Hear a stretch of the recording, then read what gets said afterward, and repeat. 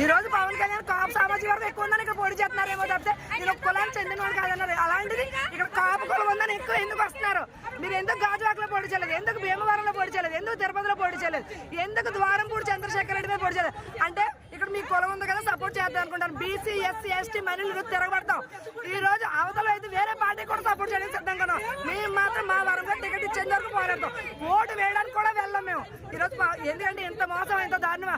పార్టీలను తల వాడుకొని తెలుగుదేశం పార్టీ జెండా మోసి మేమందరం కూడా ప్రతిరోజు ఇప్పటికీ కార్యక్రమం ఉంది. మధ్యాహ్నం 3ంటికి కార్యక్రమం అనుకొని వచ్చాం. మేము చూస్తే పవన్ పోటీ చేస్తున్నారు, పవన్ కూడా టికెట్ లేదని చెప్పారు. ఇది ఎంత న్యాయం? చంద్రబాబు నాయుడుకి అసలు న్యాయం ఉందని అడుగుతున్నాం. లోకేష్ బాధ్యత జరిగింది, ఎంత ఘనంగా జరిగింది?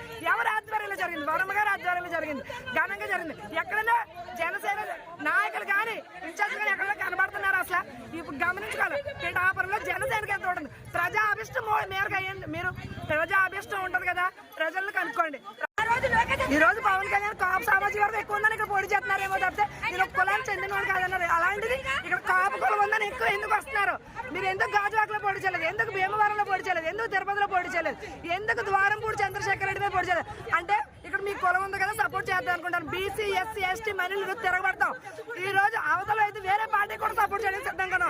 మేము మాత్రం మా వరంగా టికెట్ ఇచ్చేంత వరకు పోరాడతాం. ఓటు వేయడానికి కూడా వెళ్ళాం మేము. ఈరోజు ఎందుకంటే ఇంత మోసం ఇంత దారుణమా? పార్టీలను తల వాడుకొని తెలుగుదేశం పార్టీ జెండా మోసి మేమందరం కూడా ప్రతిరోజు ఇప్పటికీ కార్యక్రమం ఉంది. మధ్యాహ్నం 3ంటికి కార్యక్రమం అనుకొని వచ్చాం. మేము చూస్తే పవన్ పోటీ చేస్తున్నారు, పవన్ కూడా టికెట్ లేదని చెప్పారు. ఇది ఎంత న్యాయం? చంద్రబాబు నాయుడుకి అసలు న్యాయం ఉందని అడుగుతున్నాం. లోకేష్ బాధ్యత జరిగింది, ఎంత ఘనంగా జరిగింది?